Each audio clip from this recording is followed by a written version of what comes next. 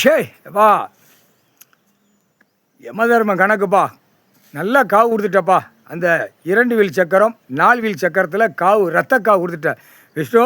நல்லா காவு கொடுத்துட்டப்பா. இப்போ 4 வீல் சக்கரத்தில் காவு வாங்கியே போவான். அவ்வளோ பெரிய கர்மம் வேணாம், அவ்வளோ பெரிய பாவத்தை செஞ்சு அவ்வளோ பெரிய இந்த மொட்டையம் பேப்பரை வச்சு பூமியை அழிக்கான். கேடுகட்ட குதிமனுங்க, முட்டா கேடுகட்ட குதிமை. எத்தனையோ மக்கள், ஏழை எளிய மக்கள் இருப்பு இடம் இல்லாமல் அங்கே ஒதுங்கி கிடந்து பாவம் போகுது.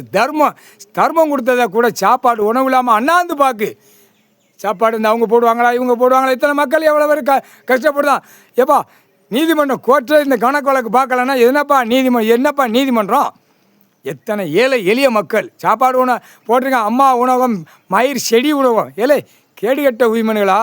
இருப்பு இடம், ஆடை, சாப்பாடு, உணவு, தர்மம், பூமியில் விவசாயத்தை கொடுத்துருக்காரு. விவசாயத்தை பூரா 2ஆம் நம்பரா விஷவாயு விடுதான். விஷவாயு விட்டு பார்க்கலையா?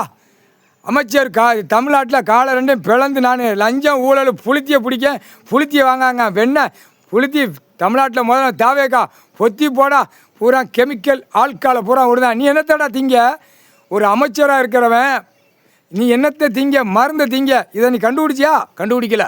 அம்புட்டு தயாரிக்கிற இடம் பூரா குடி ஓதையிலேருந்து எல்லாமே பூமியில் விளையுது பூரா. அதை 10 மடங்காக திரித்து 10 மடங்காக மொட்டையம் பேப்பரை வாங்கி வீடு வாலியை கட்டி இத்தனை ஏக்கரை வாங்குதான். கேடுகட்ட உயிமனை பாத்தியா பார்க்கலையாடா? அரசியல்வாதி கேடுகட்ட உயிமனைகளா பூரா வித்தோட்டமாக விட்டு பூமியை பாழாக்கி. ஏலே நல்லா கேட்டுக்கோங்கடா, வீட்டில் படுத்தா முண்டத்தோடு தான் படுத்து கிடைக்க. அதை மாதிரி பூமியை முண்டமாக்கி வச்சிருக்கடா கேடுகட்ட உயிமனை. 3 வேளைக்கு திங்கிய அந்த பூமியை தொட்டு கும்பிடும்டா.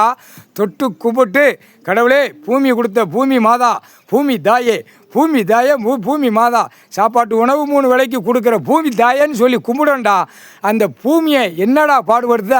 அத்தனை காவல்துறை அதிகாரியும் ஒன்றும் பார்க்கல.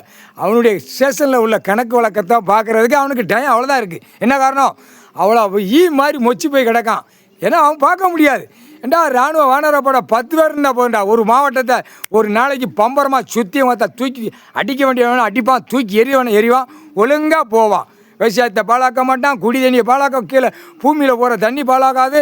கிணத்து கட்டையில் கிடக்கிற தண்ணி கொஞ்சம் குடிச்சு மோந்து குடிச்சிட்டு போங்கடான்னு கொடுத்துருக்கா பகவான் ஆண்டவன் கொடுத்ததை. எப்படியா பாழாக்க வந்த கேடுகட்ட உயிமனைலாம் போட்டாச்சுடா கணக்கு. பொம்பளை பிள்ளையெல்லாம் பார்க்குற பொம்பளை பிள்ளை கணக்கெல்லாம் வெளியில் உள்ள கணக்கு நீதிமன்ற கோர்ட்டில், இராணுவ நீதிமன்ற கோர்ட்டு பொம்பளை பிள்ளையெல்லாம் பார்க்காத. இது வெளியில் ஓப்பன் ப்ளஸ் இந்த முட்டா கேடுகட்ட பயில போய்கிட்டு இருக்கு. வீட்டுக்குள்ளே அம்மா ஐயா இருக்கிற கணக்கு வருதா பார்த்துக்கோ. பொம்பளை பிள்ளைய நிறைய ஆர்வத்தில் பார்க்கு, தாயை பார்க்கு, பார்வதி அம்மா பரம சிவன் ஐயாவை பார்த்து கும்பிடுத. அதனால் உள்ளே இருக்கிற கணக்கை பார்த்துக்கோ, வெளியில் உள்ள கணக்கு பார்க்காத. இது பூரா நீதிமன்றத்துக்கு போகுது.